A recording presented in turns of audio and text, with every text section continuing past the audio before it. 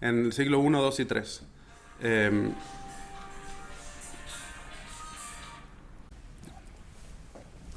Empezamos aquí, porque empezamos viendo aquí. Okay. Hola, soy el hermano Juan Carlos Arias. Y yo soy el hermano Eduardo González y tenemos de invitado especial hoy al hermano Domingo Fuensalida. Bienvenido, hermano. Gracias. Desde Chile. Desde Chile. Bueno, ¿y de qué? ¿Cuál es el título de su trabajo? Mi trabajo se llama La oración en Clemente de Alejandría. ¿Y quién es Clemente de Alejandría? Clemente es un padre de la iglesia, es decir, es uno de los autores, de los primeros autores que escribieron sobre nuestra fe en los primeros 2 o 3 siglos. Clemente fue muy interesante su historia. Él era un ateniense, creció en Atenas, Grecia, por lo tanto, sin conocer para nada la fe. Y ya buscando él la verdad, como buen ateniense, descubrió la fe. Y así es como se convirtió, fue bautizado y comenzó a escribir. ¿Y de qué siglo estamos hablando que escribió? Clemente nació en el siglo II, murió en el siglo III. Nació hacia el año 180 y murió en el año 230 y algo, ¿no? Entonces, ¿cómo es posible que un escrito tan antiguo le pueda hablar a una persona de hoy? Fue una de las cosas que me llamó la atención de los padres de la iglesia. Como ustedes, estoy estudiando teología y parte de la teología estudiamos a estos señores. Y lo que me impresionó fue que el público al que ellos le escriben es muy parecido a lo que la sociedad vive hoy. ¿Por qué? Porque él estaba escribiendo a los griegos que no sabían quién era Cristo, nunca habían escuchado la fe, era un mundo pagano y un mundo muy racional. Los atenienses, los griegos, eran muy racionales y todo para ellos era la filosofía.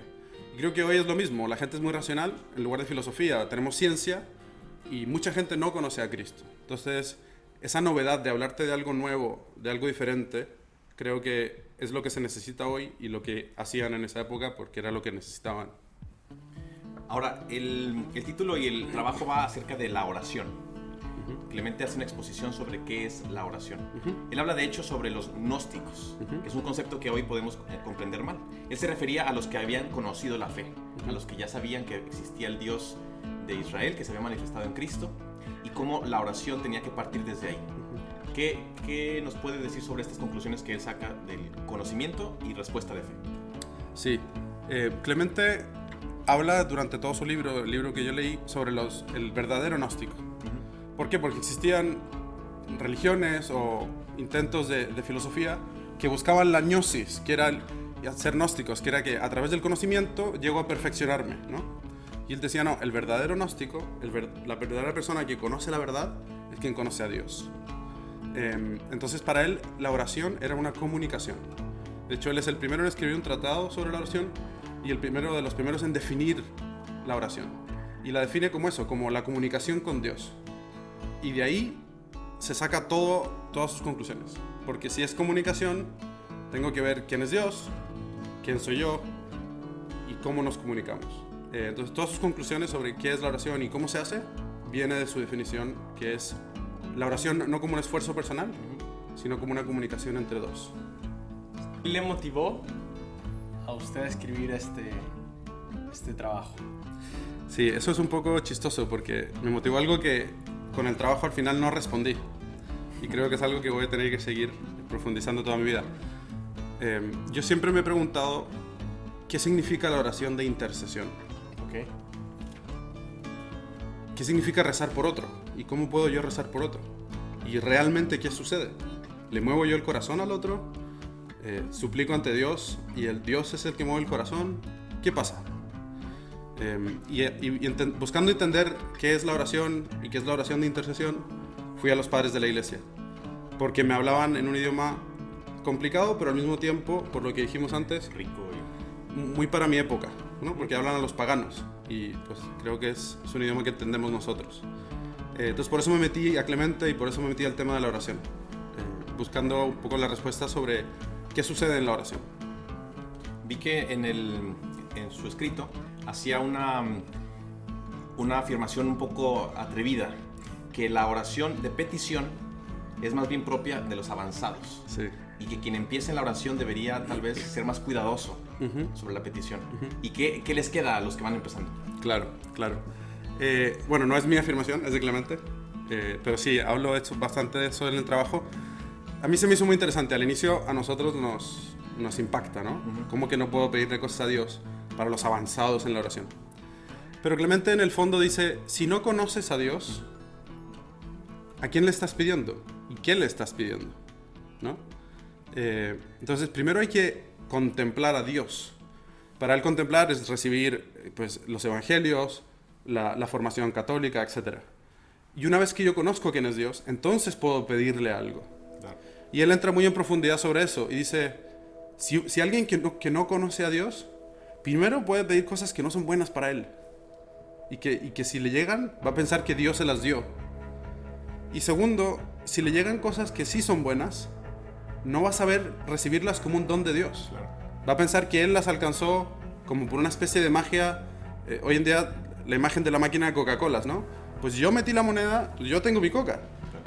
Y no va a saber recibir los frutos de la oración como un don. Entonces, él dice, la oración de petición, espérate a conocer a Dios antes de pedirle cosas. Y es muy bonito porque nos queda mucho que creo que hoy en día no se le saca el jugo. La oración de alabanza, la oración de acción de gracias, de perdón. Hay muchos tipos de oración que el católico puede hacer. Ahora tampoco hay que esperarse al final de nuestra vida para pedirle cosas a Dios, ¿no? Conocemos a Dios y sabemos que es bueno, pero la idea que tiene Clemente se me hizo muy brillante y muy inteligente. Sí, me parece muy, muy interesante el hecho de que sí, te invite primero a conocer a Dios. ¿No? Porque si tú no tienes la confianza plena, ¿no? De que Dios es un Padre que te ama y simplemente está buscando tu interés, al final puede ser que lo que estás recibiendo, lo que estás viviendo, te invite a decir, no, es que Dios no me ama. Y eso te va a arruinar tu relación con Dios, ¿no?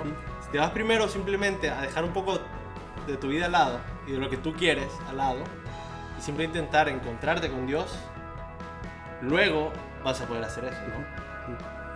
Y un poco da unos consejos para rezar, para orar, Clemente, en el libro. Sí, yo no me metí mucho. Él habla de cosas muy concretas, de posturas de la oración. Él dice que al final de la oración tenemos que levantar las manos y agradecer a Dios en voz alta. Habla de la postura de rodillas, incluso habla de los momentos durante el día. Pero él en general, cuando habla de estas cosas muy concretas, siempre dice, todo esto es bueno, pero el que se comunica con Dios, acuérdense que todo es la comunicación, el que se comunica con Dios no necesita solo estos momentos, está siempre comunicándose con Dios y recibe de Dios y habla con Dios constantemente. Él habla mucho de la oración constante. Entonces, no se limita al momento en que estoy de rodillas, no se limita, diríamos hoy, a la misa o al rosario. Esos son momentos especiales, Sí. en donde puedo comunicarme de manera más consciente con Dios. Pero el gnóstico está siempre dando gracias, siempre alabando, siempre reconociendo los dones de Dios, etcétera, etcétera. Me llama la atención también que se mencionaba el punto de, para favorecer y facilitar el conocimiento de Dios, buscar activamente la actitud de la gratitud.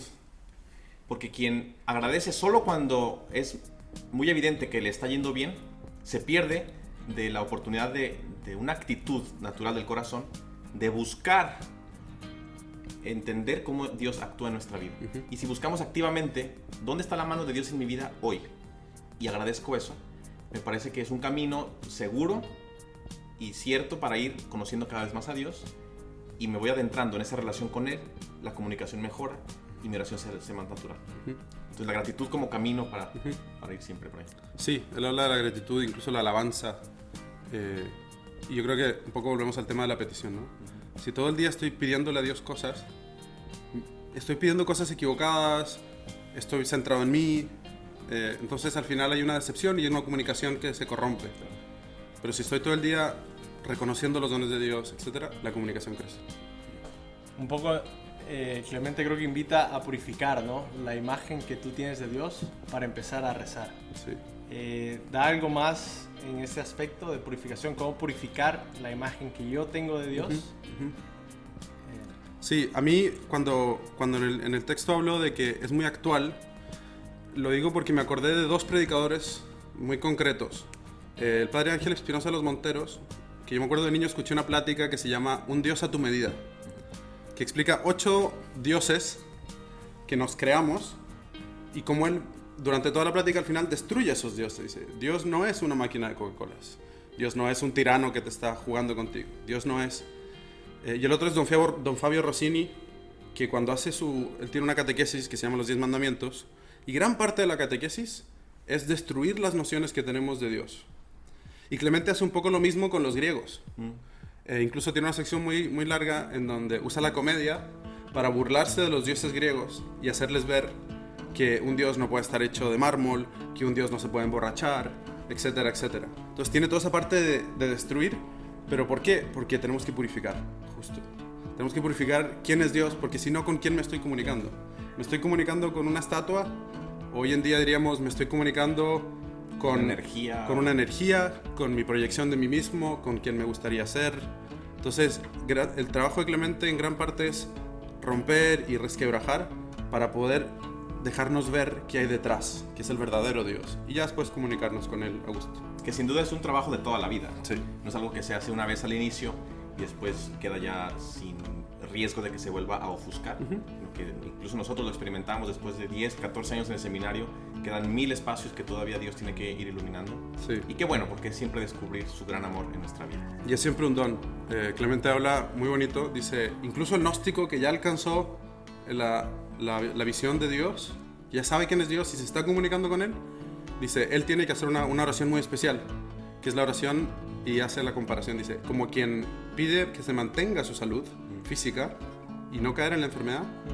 De la misma manera tenemos que tener esa oración, Señor, ilumíname para continuar viendo este don, porque podemos cegarnos después. Entonces, él reconoce mucho el trabajo que es constante siempre. Domingo, entonces, para concluir, ¿qué se lleva usted de este estudio? Wow. Yo creo que me llevo lo último que le dije, que hay que rezar siempre para mantenernos humildes en reconocer los dones de Dios constantes en nuestra vida. Eso y el tema de la constancia en la oración. No limitar mi oración a mi misa, o mi oración en la mañana, o a mi rosario. Es una comunicación constante. ¿Nos podría dejar su trabajo en un tweet? ¿Qué sería? En un tweet. Eso es una frase, ¿no? Una frasecita. Una así, frasecita. catchy, Catch. que te lleve en el corazón. Que te lleves en el corazón. Que te mueva por dentro. Yo diría que orar es hablar con un padre que te ama. Grande. Pues bueno, muy, muy buen tweet. Muchísimas gracias por acompañarnos, por compartir con nosotros. Vamos a publicar en la descripción el trabajo y sin duda queda la invitación a que la gente siga aprendiendo a orar y a continuar siempre en su vida. Qué gusto. Gracias. A ustedes. Dios los bendiga. Adiós. Ah, no. Pausa. Pronto. Pip.